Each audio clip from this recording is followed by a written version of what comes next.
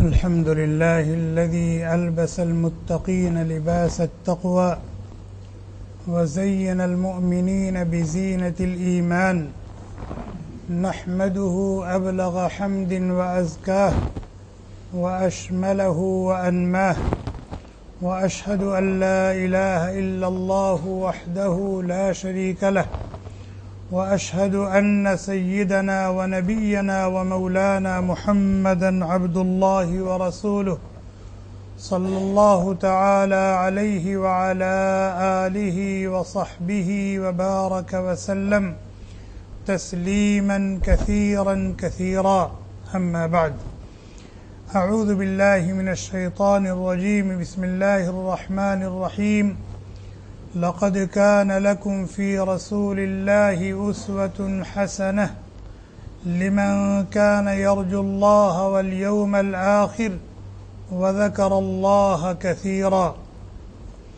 عن أبي ذر رضي الله عنه قال: قال رسول الله صلى الله عليه وسلم: اتق الله حيثما كنت وأتبع السيئة الحسنة تمحها وخالق الناس بخلق حسن. رواه الترمذي. وعن أبي هريرة رضي الله عنه سئل رسول الله صلى الله عليه وسلم عن أكثر ما يدخل الناس الجنة، قال: تقوى الله وحسن الخلق. رواه الترمذي. سئلت أم المؤمنين عائشة رضي الله عنها عن خلق النبي صلى الله عليه وسلم فقالت: كان خلقه القرآن، أو كما قال النبي صلى الله عليه وسلم. اللہ تعالیٰ کا لاکھ لاکھ شکر اور احسان ہے، اس کا بے پناہ فضل و کرم ہے کہ اللہ تعالیٰ نے ہمیں ایک عظیم نبی کا امتی بنایا، ایسا نبی کہ جس کو مبعوث فرما کر جس کے امتی ہونے کا شرف بخش کر اللہ تعالیٰ نے اپنے بندوں پر احسان جتلایا۔ لقد من اللہ علی المؤمنین، اللہ تبارک و تعالی نے ایمان والوں پر احسان عظیم فرمایا۔ اللہ تعالیٰ احسان جتلا رہے، اللہ تعالیٰ نے ایمان والوں پر احسان عظیم فرمایا۔ اذ بعث فیہم رسولا من انفسہم، کہ انہی میں سے ایک عظیم رسول مبعوث فرمایا، ایک عظیم رسول انہیں دیا۔ اور وہ رسول کتنا عظیم ہے کہ اللہ تبارک و تعالی نے اس کو امام الانبیاء ہونے کا شرف بخشا۔ اپنے سفر اسراء و معراج میں، یعنی اللہ تبارک و تعالی نے جب اپنے حبیب کو معراج کے شرف سے مشرف فرمایا اور حضرت جبریل علیہ السلام کے ذریعے سے اپنے نبی کو اسی جسم اور روح کے ساتھ اپنے پاس عرش پر بلایا، تو مکہ مکرمہ سے مسجد اقصی تک کے سفر کو اسراء کہا جاتا ہے،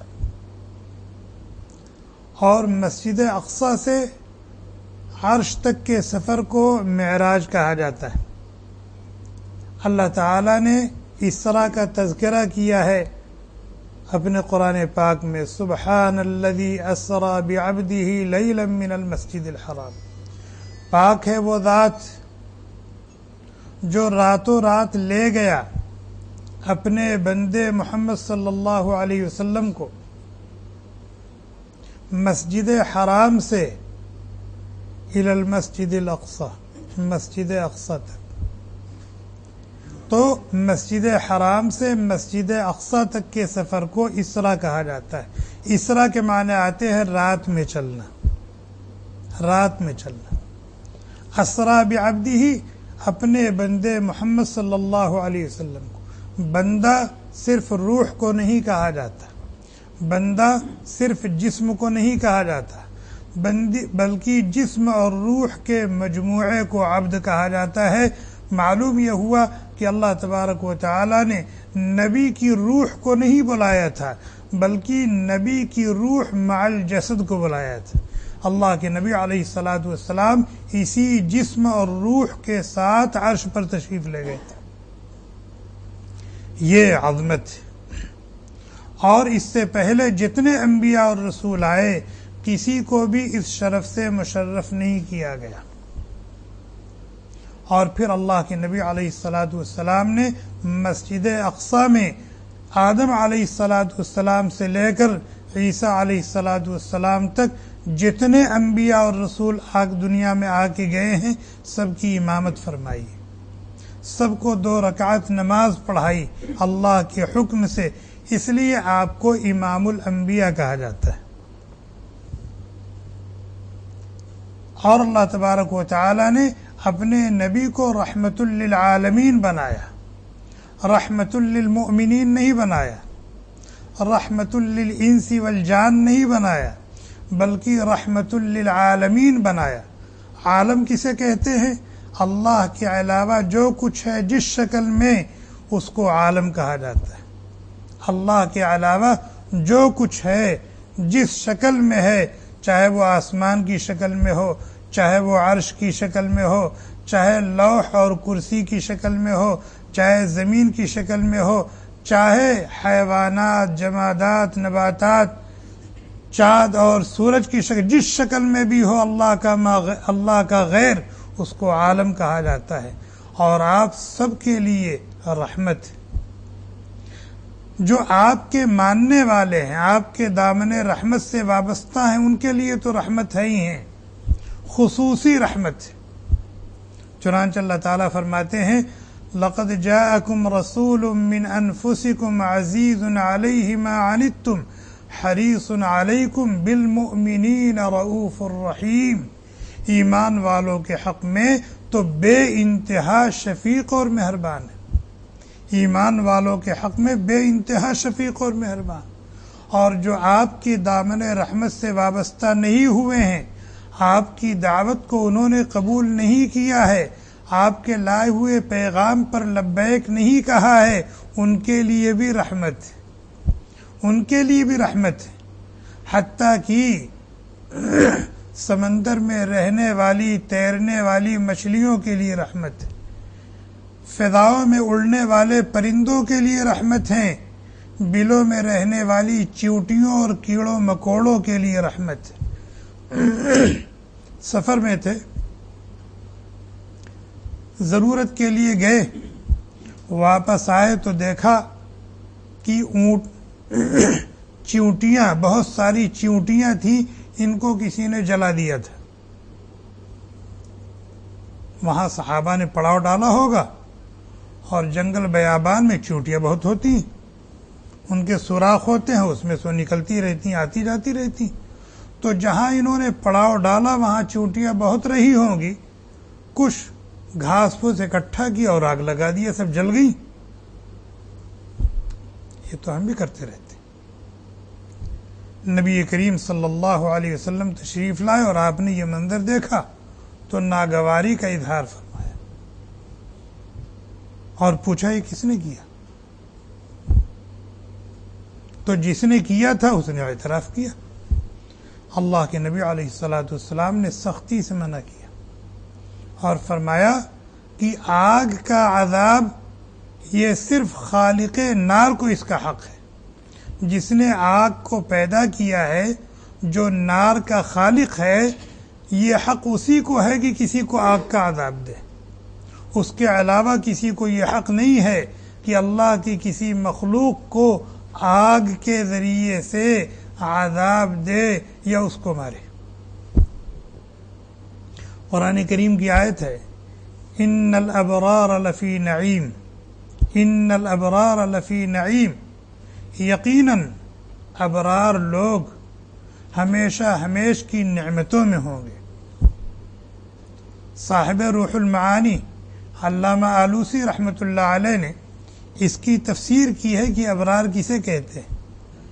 فرمایا الابرار الذین لا یرضون الشر ولا یؤذون الذرہ.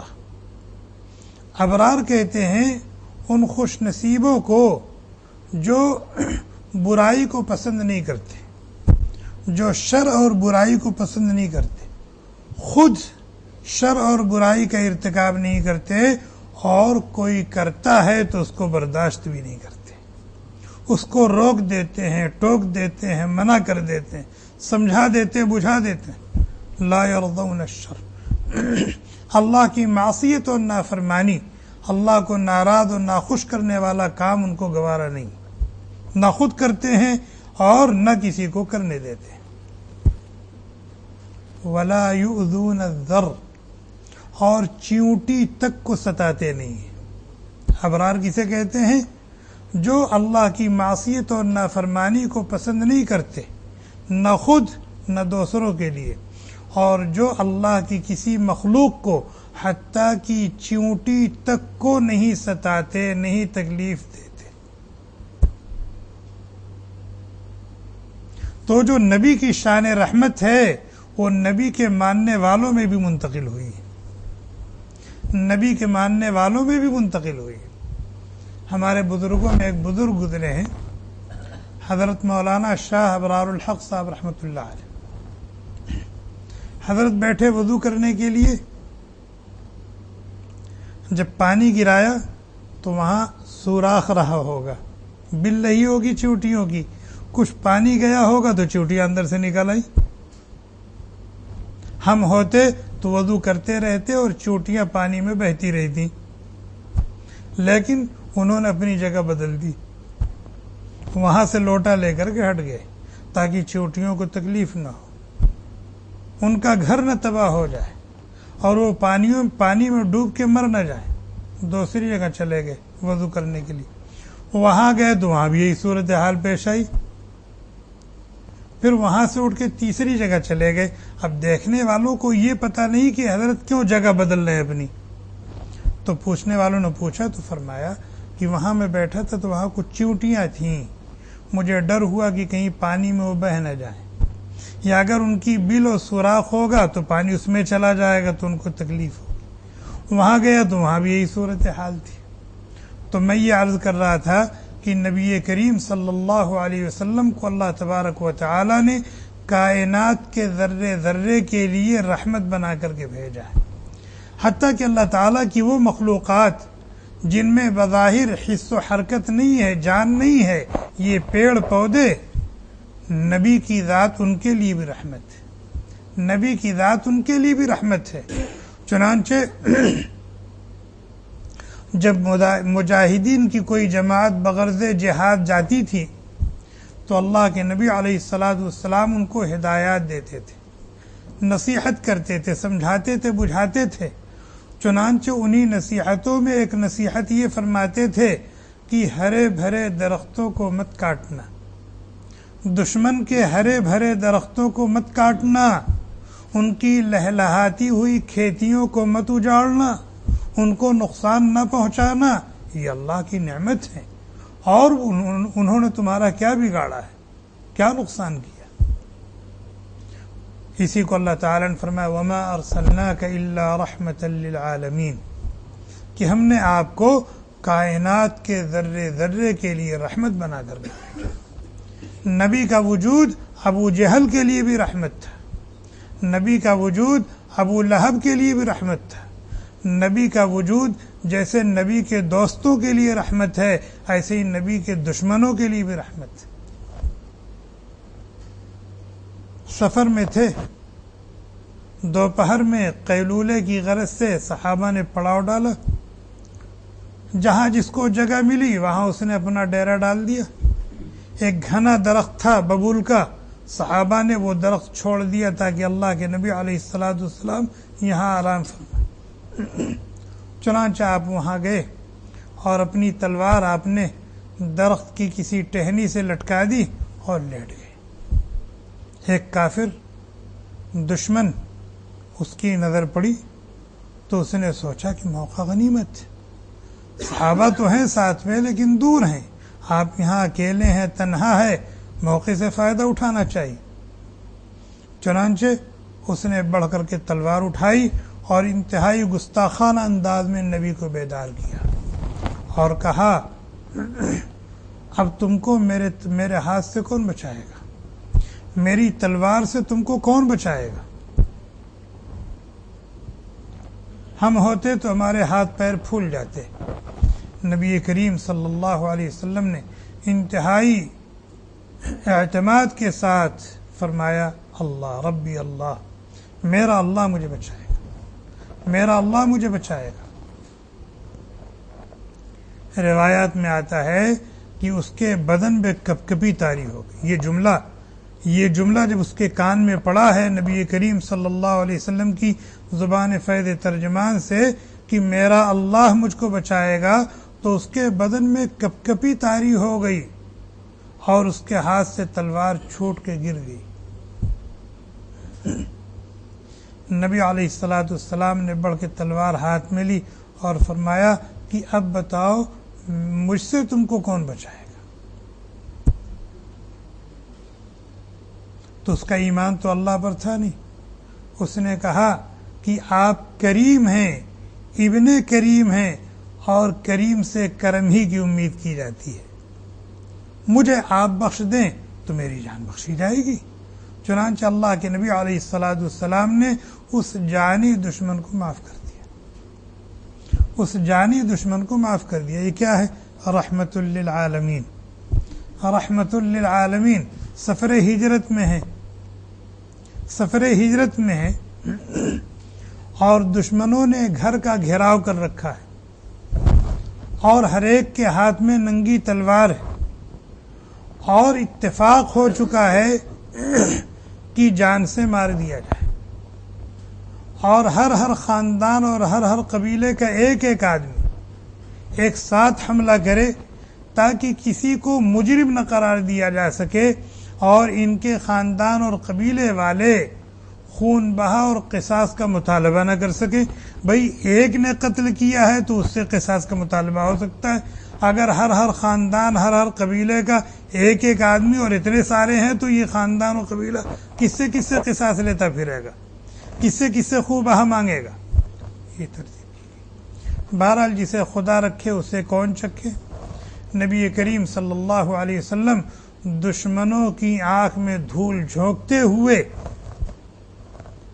نکل گئے۔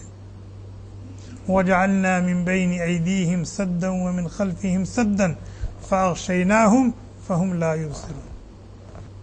نکل گئے اور وہ چوغد کی طرح سے تلوار لیے کھڑے ہوئے ہیں، گھر کا محاصرہ کیے ہوئے، انتظار میں ہے کہ ابھی جب نکلیں گے تو سورج نکل آیا، دھوپ ہو گئی، آپ ہوں تب تو نکلیں۔ ان کو پتہ چلا کہ وہ تو جا چکے ہیں، چنانچہ فوراً ہر طرف کارندے دوڑ گئے اور 100 اونٹ کا انعام رکھا گیا کہ جو مردہ یا زندہ لائے گا اس کو 100 اونٹ دیا جائے گا۔ یہ جو فلاں کے سر کی اتنی قیمت ہے، اسامہ بن لادن کے سر کی اتنی قیمت ہے، فلاں کے سر، یہ وہیں سے سنت چلی آ رہی ہے، یہ سنت وہیں سے چلی آ رہی ہے کہ 100 اونٹ۔ چنانچہ لوگ اپنا ادھر ادھر دوڑتے پھر رہے تھے، ڈھونڈتے پھر رہے تھے۔ سراقہ بن مالک پہنچ گئے غار ثور میں۔ نبی علیہ السلام غار ثور میں ہیں، جبل ثور پہ، اور یہ وہاں پہنچ کر کے گھوم رہے ہیں، چکر لگا رہے ہیں۔ حضرت ابوبکر صدیق رضی اللہ تعالیٰ نے دیکھ لیا اور فرمایا کہ اللہ کے نبی علیہ السلام اگر یہ تھوڑا سا بھی جھکے گا تو ہم لوگوں کو دیکھ لے گا۔ اللہ کے نبی علیہ السلام نے فرمایا لا تحزن ان اللہ معنا، غم نہ کرو، ہمیں اللہ کا ساتھ ہمیں حاصل ہے، اللہ ہمارے ساتھ، وہ ہماری حفاظت کرے۔ 3 دن کے بعد جب آپ نکلے اور سفر شروع ہوا اور یہ سب ڈھونڈ ڈھانٹ کر کے تھک ہار کے بیٹھ گئے کہ اب ہاتھ آنے والے نہیں ہیں، سفر شروع ہوا۔ سراقہ بن مالک پیچھے لگ گیا۔ آپ اونٹنی پر سوار تھے، حضرت ابوبکر صدیق رضی اللہ تعالیٰ عنہ ایک اونٹنی پر تھے، نبی علیہ السلام ایک اونٹنی پر، اور یہ گھوڑے پر سوار تھا۔ اب گھوڑے کی رفتار اور اونٹنی کی رفتار، بہرحال پیچھے جا لگا۔ نبی کریم صلی اللہ علیہ وسلم نے مڑ کے دیکھا تو معجزانہ طریقے پر اس کے گھوڑے کا دونوں پیر آگے کا زمین میں دھس گیا، بلبلانے لگا، گڑ گڑانے لگا، معافیاں مانگنے لگا، سسکیاں لینے لگا۔ اللہ کے نبی علیہ الصلوۃ والسلام نے اس کو معاف کر دیا، اس کا گھوڑا نکلا، لیکن وہ خبط سوار تھا 100 اونٹ کا۔ جب دیکھا کہ اونٹ گھوڑا سلامتی کے ساتھ نکل آیا تو پھر شیطان نے اور نفس نے اس کو رخلایا، چنانچہ پھر پیچھے دوڑایا، پھر وہی صورتحال پیش آئی۔ حالانکہ یہ تو دشمن تھا۔ ابو بکر صدیق رضی اللہ تعالیٰ عنہ کو حکم دیتے، وہ اٹھنے سے اترتے، اس کا سر قلم کر دیتے، لیکن اللہ کے نبی علیہ الصلوۃ والسلام نے اس سے وعدہ وعید لے کر کے پھر معاف کر دیا۔ وما ارسلناک الا رحمۃ للعالمین، اللہ تعالیٰ نے ہمیں اتنے عظیم رسول کا امتی بنایا۔ اور یہی نہیں بلکہ خاتم الانبیاء اور خاتم المرسلین ہونے کا شرف بھی بخشا۔ یہ بھی بہت بڑا شرف کہ آدم علیہ الصلوۃ والسلام سے نبوت کا جو سلسلہ شروع فرمایا تھا، اس سلسلے کو محمد رسول اللہ صلی اللہ علیہ وسلم پر کیا کر دیا؟ مکمل کر دیا۔ اور ان سے پہلے جتنے نبی آتے تھے وہ محدود وقت کے لیے آتے تھے، محدود علاقے کے لیے آتے تھے، لیکن محمد صلی اللہ علیہ وسلم کو اللہ تعالیٰ نے جو نبوت عطا فرمائی وہ کسی زمانے کے ساتھ یا کسی علاقے کے ساتھ مخصوص نہیں تھی۔ قیامت تک آنے والے جن و انس کے لیے اور دنیا کے طول و عرض میں جس خطے اور جس علاقے کا رہنے والا بھی ہو، سب کے نبی، سب کے نبی۔ ما کان محمد ابا احد من رجالکم ولکن رسول اللہ وخاتم النبیین۔ اگر کوئی شخص محمد رسول اللہ صلی اللہ علیہ وسلم کو اللہ کا رسول اور اللہ کا نبی مانتا ہے لیکن خاتم النبیین نہیں مانتا، تو جیسے وہ شخص کافر ہے جو محمد صلی اللہ علیہ وسلم کی نبوت و رسالت کو نہ مانے، ایسے ہی وہ شخص بھی کافر ہے جو ان کی نبوت و رسالت کو مانے لیکن ان کے خاتم النبیین ہونے کو نہ مانے، وہ بھی کافر ہے۔ وَلَٰكِن رَسُولَ اللَّهِ وَخَاتَمَ النَّبِيِّينَ۔ اور شفاعت کبریٰ کل قیامت کے دن پورے جن و انس کے لیے جو سفارش ہوگی، کسی خاص فرد کے لیے نہیں، کسی خاص جماعت کے لیے نہیں، اور صرف اپنے امتیوں کے لیے نہیں، پوری دنیا جن و انس کے لیے جو سفارش ہوگی، اس کو شفاعت کبریٰ کہا جاتا ہے۔ اللہ تعالیٰ نے اس شرف سے بھی محمد رسول اللہ صلی اللہ علیہ وسلم کو مشرف فرمایا۔ ہم جو دعا کرتے ہیں، اللہم رب هذه الدعوة التامة والصلاة القائمة آت محمدا الوسیلة والفضیلة وابعثه مقاما محمودا الذي وعدته، یہ وہی مقام محمود ہے، یہ وہی مقام محمود ہے۔ اور جب تک اللہ کے نبی علیہ الصلوۃ والسلام جنت میں نہیں جائیں گے اس وقت تک جنت دوسروں کے اوپر حرام ہے، دوسرا کوئی جنت میں نہیں جا سکتا۔ جنت کے دروازے کو کھلوانے والی شخصیت نبی علیہ الصلوۃ والسلام کی ہے، اور آپ کے ہاتھ میں لواء الحمد ہوگا۔ ایک پہلو تو یہ ہے، ایک پہلو یہ ہے۔ دوسرا پہلو سن لیجئے، کان یخصف نعلہ، کان یخصف نعلہ، آپ کی چپل ٹوٹ جاتی تھی تو خود ہی اس کو گانٹھ لیتے تھے، خود ہی اس کو گانٹھ لیتے تھے۔ ہم کر سکتے ہیں یا کرتے ہیں؟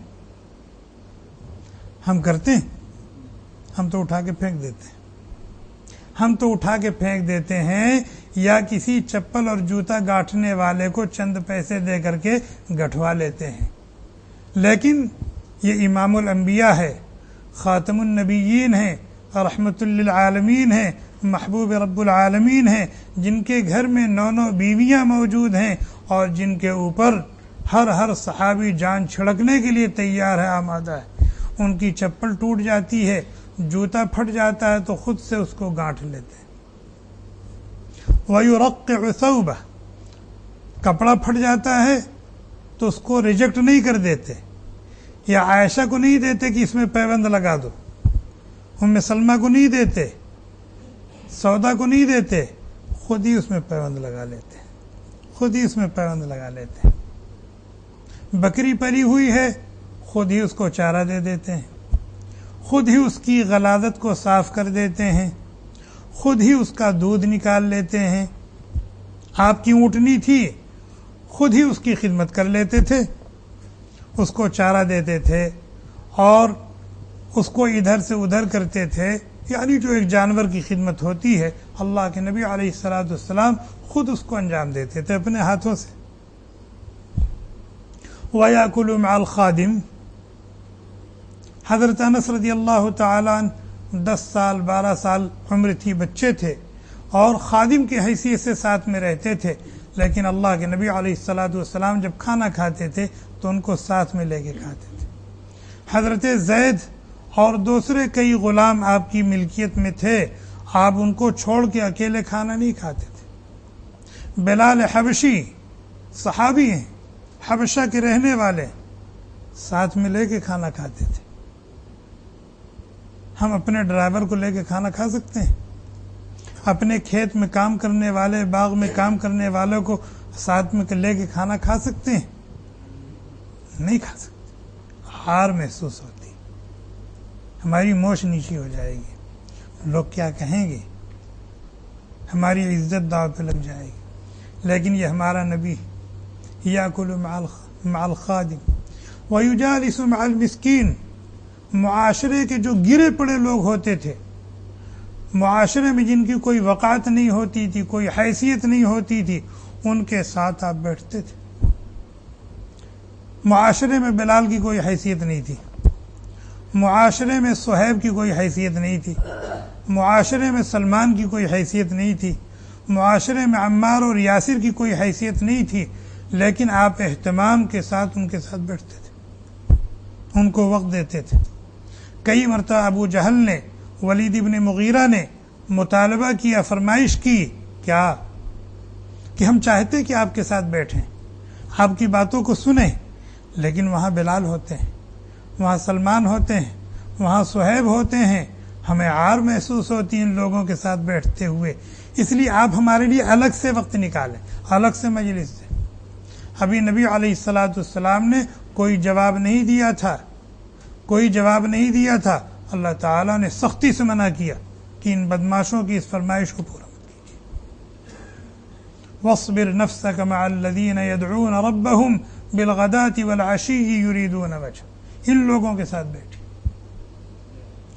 اور محلے میں، پڑوس میں جو بیوائیں ہوتی تھیں، جو گھر کی بوڑھی ہوتی تھیں، جن کا سودا سلف لانے والا بازار سے کوئی نہیں ہوتا تھا، پینے کے لیے کنویں سے پانی لانے والا کوئی نہیں ہوتا تھا، یا وہ اپنے گھر کی صفائی نہیں کر سکتی تھی، جھاڑو نہیں دے سکتی تھی، اللہ کے نبی علیہ الصلوۃ والسلام ان کی ضرورتیں پوری کرتے تھے، ان کا سودا سلف لاتے تھے، ان کا سامان ایک جگہ سے دوسری جگہ پہنچانا ہوتا تھا، اپنے سر پہ رکھ کر کے، اپنے کندھے پہ رکھ کر کے لے جا کر کے پہنچا دیتے تھے۔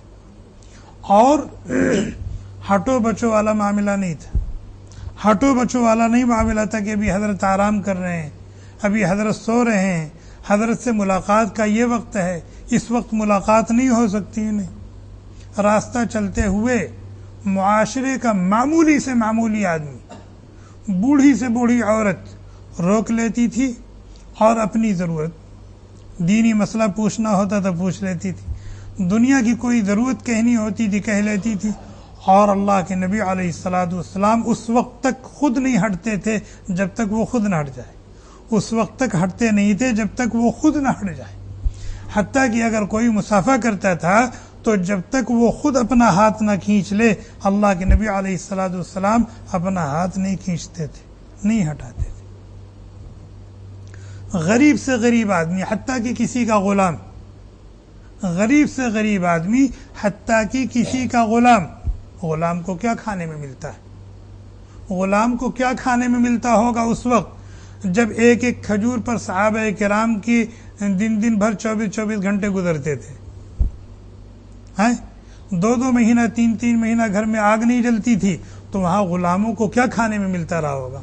لیکن اگر کسی غلام نے بھی یہ خواہش ظاہر کی کہ میں آپ کی دعوت دینا چاہتا ہوں، آپ کو کھلانا چاہتا ہوں، اللہ کے نبی علیہ الصلوۃ والسلام بڑی بشاشت کے ساتھ اس کی دعوت کو قبول کر لیتے تھے۔ اور جو کچھ روکھی سوکھی اس کے پاس ہوتی تھی کھا لیتے تھے اور دعا دیتے تھے، کھا لیتے تھے اور دعا دیتے تھے۔ نبی کریم صلی اللہ علیہ وسلم کی 9 بیویاں تھیں اور بچے تھے، بچیاں تھیں، کسی کو نبی سے کسی موقع پر کسی طرح کی کوئی شکایت نہیں ہوئی۔ آپ رحمت للعالمین تھے، امام الانبیاء تھے، بہت بڑی بڑی ذمہ داریاں آپ کے سر تھیں جن کا تذکرہ اللہ تعالیٰ نے قرآن میں کیا، یتلو علیہم آیاتہ ویزکیہم ویعلمہم الکتاب والحکمہ۔ آپ کو اس لیے بھیجا گیا ہے تاکہ اللہ تعالیٰ کے یہاں سے جو قرآن آ رہا ہے آپ پڑھ پڑھ کر کے لوگوں کو سنائیں، وَيُعَلِّمُهُمُ الْكِتَابَ وَالْحِكْمَةَ، اور اس کا معنی اور مطلب ان کو سمجھائیں، اور ان کے اندر جو اخلاقی اور روحانی بیماریاں ہیں اس سے ان کو پاک کریں، اور جو خوبیاں اور کمالات ہیں جو ان کے اندر نہیں ہیں اس سے ان کو آراستہ کریں۔ اتنی بڑی ذمہ داریاں، اتنی بڑی بڑی ذمہ داری، لیکن اس کے ساتھ ساتھ اپنی 9 بیویوں کو وقت دیتے تھے، سب کا دل بہلاتے تھے، سب کی ضرورتوں کو پورا کرتے تھے، اور سب سے دل لگی اور مزاح کیا کرتے تھے، سب کے حقوق ادا کیا کرتے تھے۔ اور ہمیں بھی یہ حکم دیا، استوصوا بالنساء خیرا، استوصوا بالنساء خیرا، اپنی بیویوں کے ساتھ اچھا برتاؤ کرو، اپنی بیویوں کے ساتھ اچھا معاملہ کرو۔ اور فرماتے تھے خیرکم خیرکم لأہلہ، تم میں سب سے اچھا اور بھلا انسان وہ ہے جو اپنے بیوی بچوں کے حق میں سب سے اچھا اور بھلا ہو، اور میں اپنے گھر والوں کے حق میں بہت اچھا ہوں۔ فرماتے تھے میں اپنے گھر والوں کے حق میں بہت اچھا ہوں، اور تم میں سب سے اچھا اور بہتر آدمی وہ ہے جو اپنے بیوی بچوں کے ساتھ اچھا ہے۔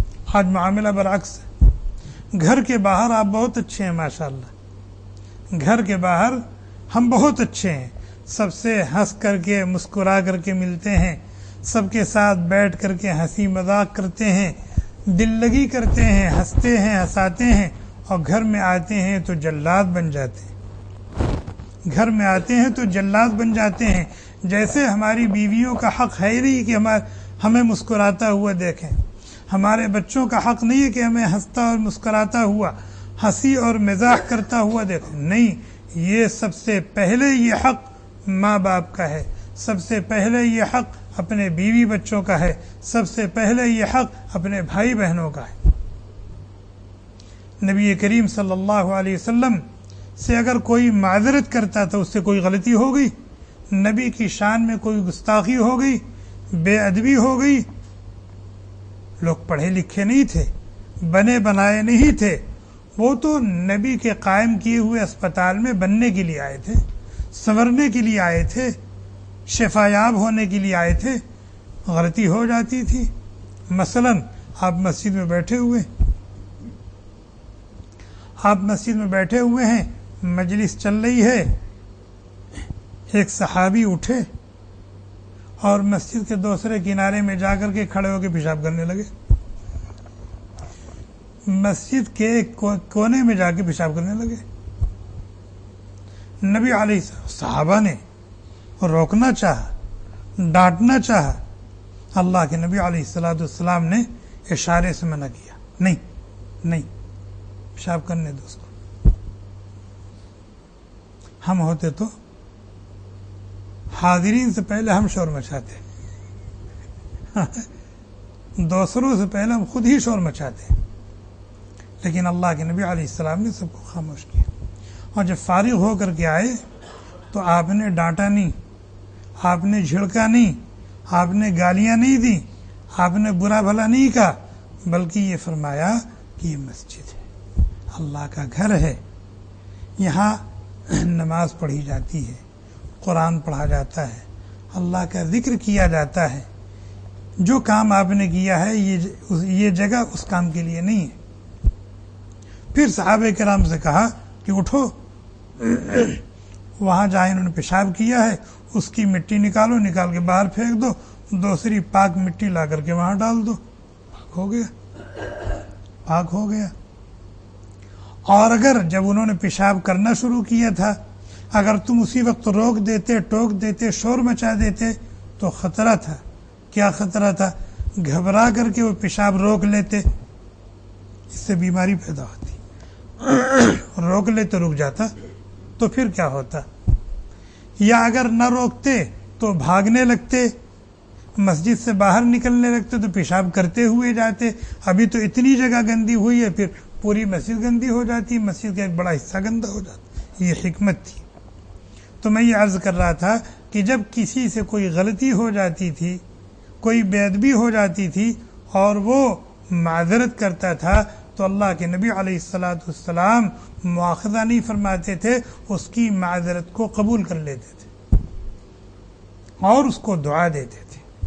کبھی کوئی سوال کرتا تھا تو آپ اس کا جواب اس انداز سے دیتے تھے، سوال چاہے جتنا ٹیڑھا ہو، سوال جتنا بھی ٹیڑھا ہو، جتنا بھی تلخ ہو، جتنا بھی کڑوا ہو، لیکن جواب آپ اس انداز سے دیتے تھے کہ کسی کو رائی کے دانے کے برابر بھی اذیت نہ ہو، کسی کو ناگواری نہ ہو، کسی کو برا نہ محسوس ہو۔ اور اگر پتہ چل جاتا تھا کہ فلاں نے یہ غلط کام کیا ہے، فلانے سے یہ غلطی ہوئی ہے اور یہ کام شرعاً جائز نہیں ہے، یا ایک بندے مومن کے شایان شان نہیں ہے، تو آپ اس کا نام لے کر کے نہیں ٹوکتے تھے، اس کو بلا کر کے نصیحت نہیں کرتے تھے، ایک عام خطاب کرتے تھے، ایک عام خطاب کرتے تھے، ما بال اقوام یفعلون کذا وکذا۔ کیا بات ہے کہ کچھ لوگ اس طرح کے کام کرتے ہیں جو نہیں کرنے چاہیے، وہ غلط، ان کی شان بندگی کے خلاف ہے،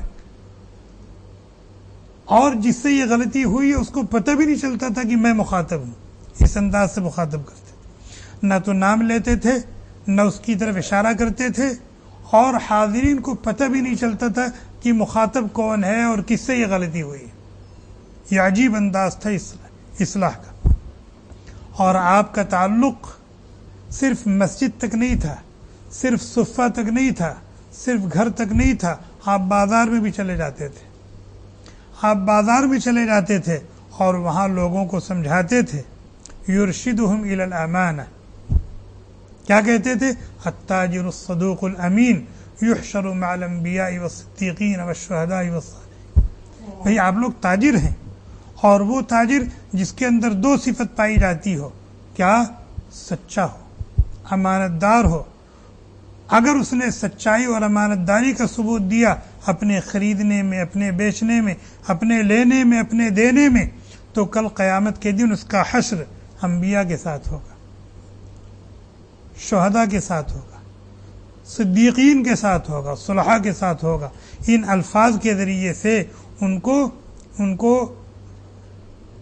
ان کی تربیت فرماتے تھے، اور فرماتے تھے کہ ایاک والکذب، جھوٹ سے بچو، دھوکہ دہی سے بچو، جھوٹ سے بچو، دھوکہ دہی سے بچو، خیانت سے بچو، ملاوٹ سے بچو۔ چنانچہ ایک صحابی تھے، وہ غلے کا ڈھیر لگائے ہوئے تھے، وہ غلہ بیچ رہے تھے، غلے کے تاجر تھے۔ نبی کریم صلی اللہ علیہ وسلم غلے کے ڈھیر کے پاس گئے اور اپنا دست مبارک ڈھیر کے اندر ڈال کے جب نکالا تو ہاتھ میں تری تھی، اوپر غلہ بالکل سوکھا ہوا ہے، اندر سے گیلا ہے، تر ہے بالکل۔ تو آپ نے ہاتھ نکالا اور فرمایا ما ہذا، یہ کیا ہے؟